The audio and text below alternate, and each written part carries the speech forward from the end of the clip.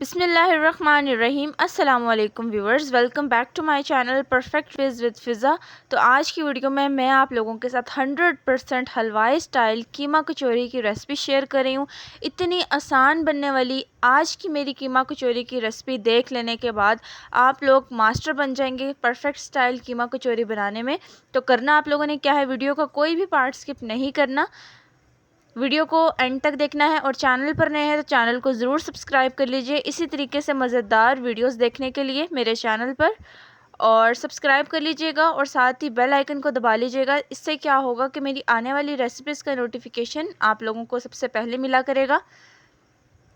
तो देखें कितनी लेयर्स वाली आप लोग कचौरियाँ किस तरीके के साथ बना के तैयार कर सकते हैं। आइए मैं आप लोगों को बताती हूँ।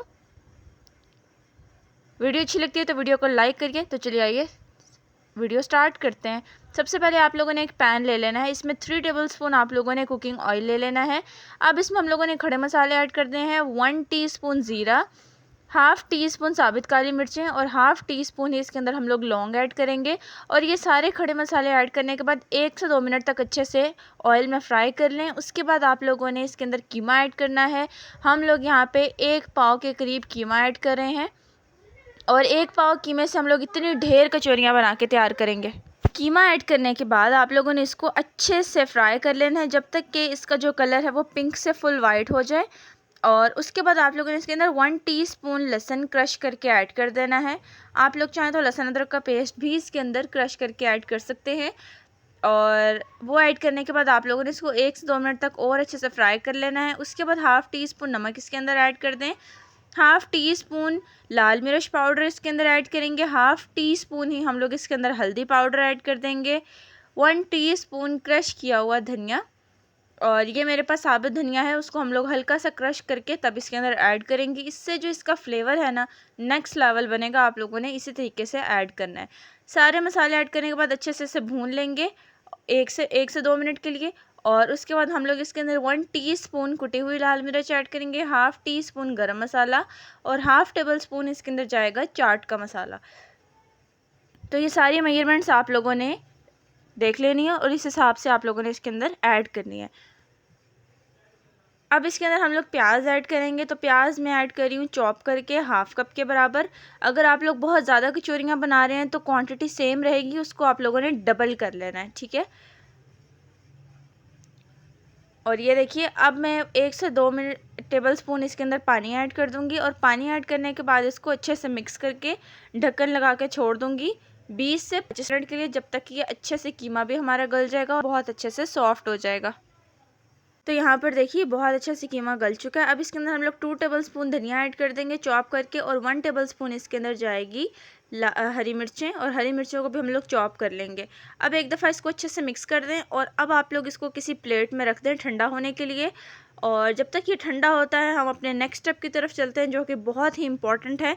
कचौरियाँ बनाने के लिए हमें सबसे पहले चाहिए 2 कप मैदा। मैदे को हम लोगों ने अच्छे से छान के तब इसके अंदर ऐड करना है। बेसिकली हम यहाँ पे डो बना रहे हैं अपनी कचौरियों के लिए। कचौरियाँ जितनी अच्छी डो हमारी बनी होगी, हमारी कचौरियाँ उतनी अच्छी बनेंगी। हाफ़ टेबल स्पून आप लोग इसके अंदर ऐड करेंगे अजवाइन और हाफ़ टी स्पून इसके अंदर हम लोग ऐड करेंगे नमक। अगर आप लोगों के पास अजवाइन नहीं है तो फिर आप लोग हाफ़ टेबल स्पून इसके अंदर ज़ीरा भी ऐड कर सकते हैं, साबुत ज़ीरा का आप लोगों ने यूज़ करना है। और अब हम इसके अंदर शामिल करेंगे 2 टेबल स्पून कुकिंग ऑयल। अगर आप लोग 2 टेबल स्पून घी ऐड करते हैं तो ज़्यादा बेस्ट है, उससे और ज़्यादा आपकी कचौरियाँ क्रिस्पी बन के तैयार होंगी। अब आप लोगों ने क्या करना है, ऑयल ऐड करने के बाद इन सब चीज़ों को अच्छे से मिक्स कर देना है ताकि ये सारी चीज़ें मैदे में यकजान हो जाएं और इसकी एक अच्छी सी मुट्ठी बननी चाहिए। और ये देखिए अब आप लोगों ने क्या करना है कि पानी डाल के थोड़ा थोड़ा पानी डाल के डो गूंद लेनी है।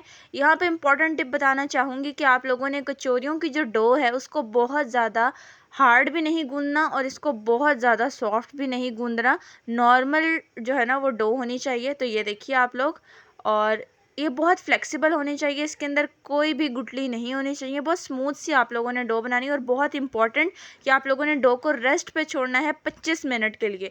रेस्ट पे छोड़ने के बाद जो इसकी फ्लेक्सिबिलिटी होती है वो कभी भी नहीं होगी अगर आप लोग इसको रेस्ट पे नहीं छोड़ेंगे। तो ये मस्ट है, आप लोगों ने आटे को रेस्ट लाजमी देना है। 20 से 25 मिनट के बाद जब इसको रेस्ट अच्छे से दे लें उसके बाद आप लोगों ने इसके छोटे छोटे बाउल्स बना लेने हैं। तो ये देखिए मैंने यहाँ पे 2 कप मैदे से 7 बाउल्स बना के तैयार किए हैं। अब हम लोगों ने सिंपली जैसे हम लोग रोटी को बेलते हैं, एक आप लोगों ने पेड़ा लेना है और इसको अच्छे से खुशका लगा के आप लोगों ने बेल लेना है। जैसे हम लोग यूजुअली रोटी को बेलते हैं ना, इसी तरीके से आप लोगों ने इसको बेल लेना है। और आप लोग देख सकते हैं इजीली वीडियो में कि मैं कितने आसानी से कचौरियाँ बना के तैयार करूँगी। कचौरियाँ बनाने में कोई रॉकेट साइंस नहीं है, कोई भी इसको बना सकता है। और आज की जो मेरी वीडियो है, इतनी आसान मैंने आप लोगों के लिए कचौरियाँ कर दी हैं कि इसको हर कोई बना के तैयार कर सकता है। तो अब आप लोग ये देख सकते हैं कि हम लोगों ने बहुत ही अच्छी सी बेल ली है। अब यहाँ पे मेरे पास ऑयल है सिंपली। अच्छा, यहाँ पे 2 मेथड हैं। एक तो ये कि आप लोग सबसे पहले अच्छे से इसके ऊपर ऑयल लगा दें और इसके ऊपर खुशका लगा दें, ठीक है, ताकि ये चिपके नहीं। दूसरा मेथड ये है कि आप लोग 2 टेबलस्पून ऑयल में 1 टेबलस्पून मैदा बना के इसकी स्लरी तैयार कर लें मिक्स करके। तो आप लोग वो भी इसके अंदर स्लरी लगा सकते हैं, लेकिन ये स्टेप ज़्यादा ईजी है। आप लोग पहले ऑयल लगा लें अच्छे से, ठीक है, रोटी के ऊपर आप लोग ऑयल से इसको अच्छे से ब्रश कर दें। उसके बाद आप लोगों ने खुशका लगा के अब क्या करना है, साइड से डो को इस तरीके से अच्छे से फोल्ड करना है। और ये देखिए दूसरी साइड से भी मैं इसको अच्छे से फोल्ड कर दूंगी। अब आप लोग देखिए कि कितनी आसानी से हमारी कचौरी बनके यहाँ पे तैयार होगी। अब आप लोगों ने दोबारा से ऑयल लगा लेना है अच्छे से और दोबारा से इसके ऊपर आप लोगों ने मैदा डस्ट कर देना है, ठीक है। तो मैदे को मैंने सिंपली छलनी के ऊपर रखा और इस तरीके से मैं इसको डस्ट कर रही हूँ। अब आप लोगों ने दोबारा से एक दफ़ा अच्छे से फोल्ड कर लेना है और साइडों से इसके किनारे आप लोगों ने दबा लेने हैं। तो ये आप लोग ये देखिए कि कितनी फ्लेक्सिबिलिटी है हमारे आटे में और ये कितना मतलब कितना ज़्यादा ही फ्लेक्सिबल हमारा आटा बन के तैयार हुआ है। तो ये तभी होगा जब आप लोगों ने इसको रेस्ट पे छोड़ा होगा। अब ये देखिए दोबारा से आप लोग इस तरीके से ऑयल लगाने के बाद इसके ऊपर मैदा डस्ट कर दें और साइडों से अब आप लोगों ने क्या करना है, रोल करते रहना है।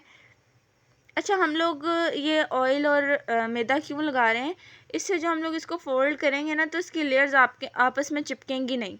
तो जब इसकी लेयर्स एक प्रॉपर बनेंगी तो कचौरियाँ जब आप हम लोग बनाएंगे तो उसकी एक एक लेयर वाजिया होगी और बहुत ही परफेक्ट लेयरिंग वाली हमारी कचौरियाँ बन के तैयार होंगी। तो ये देखिए एक पेड़े से बेसिकली हमारी 2 कचौरियाँ बन के तैयार होंगी और सेंटर से आप लोगों ने छुरी से इसको इस तरीके से कट कर लेना है। तो देखा कितना यूनिक मेथड है और इतने यूनिक मेथड से हम लोग कचौरियाँ बना रहे हैं। अब आप लोगों ने क्या करना है कि इसको अच्छे कट कर लेना और आप लोग इसकी लेयरिंग देखें, ये देखें कितनी ज़्यादा लेयर है। ये मैं आपको करीब से दिखा रही हूँ, ये देखें।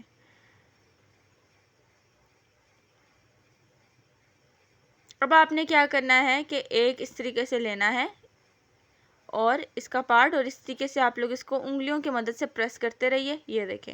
अच्छा, यहाँ पे प्रेस करते वक्त परेशान नहीं होना कि आपस में जुड़ जाएंगी, क्योंकि हम लोगों ने ऑयल और मैदे की लेयर लगाई है तो ये आपस में बिल्कुल भी नहीं जुड़ेंगी।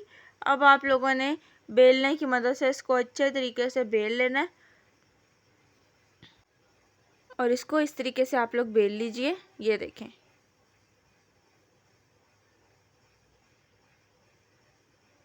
ये देखें, आप लोग इसकी लेयर्स चेक करें। तो ये देखिए अब हम लोग क्या करेंगे, जो स्टफिंग हम लोगों ने बना के रखी थी स्टार्टिंग में वो यहाँ पर ठंडी हो चुकी है।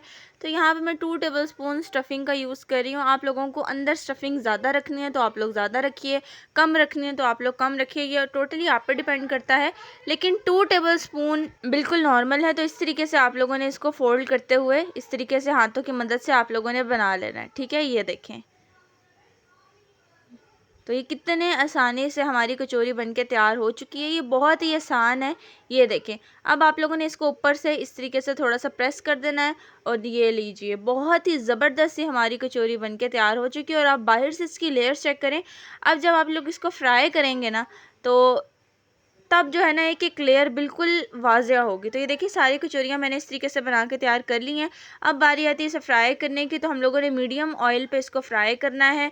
यहाँ पे आंच तेज़ नहीं करनी। अगर हमारा ऑयल बहुत ज़्यादा तेज़ होगा तो उससे क्या होगा कि बाहर से कचौरी जल जाएगी, स्ट्रॉन्ग कलर आ जाएगा और अंदर से बिल्कुल कच्ची होगी। तो गाइस जो लेयर्स वाला हिस्सा था वो मैं नीचे रखूँगी इस तरीके से और हल्की आंच पे आप लोगों ने इसको फ्राई करना है ताकि एक एक लेयर्स अलग हो और बहुत ज़्यादा विजिबल हो, ठीक है। तो ये टिप है कि इसको हमेशा आप लोगों ने फ्राई करना है लो फ्लेम पे। इसे कभी भी हम लोग हाई फ्लेम पे फ्राई नहीं करते, ठीक है। तो फ्राई टाइम है इसका 8 से 10 मिनट। 5 मिनट इसको एक साइड पे पकाइए, उसके बाद इसकी साइड चेंज कर दीजिए और परफेक्ट गोल्डन ब्राउन कलर आने तक इसको फ्राई कर लें। और जब आपको लगे कि बहुत ही ज़बरदस्त सा स्ट्रॉन्ग सा इसके अंदर कलर आ गया है तो अब आप लोग इसको निकाल लीजिए।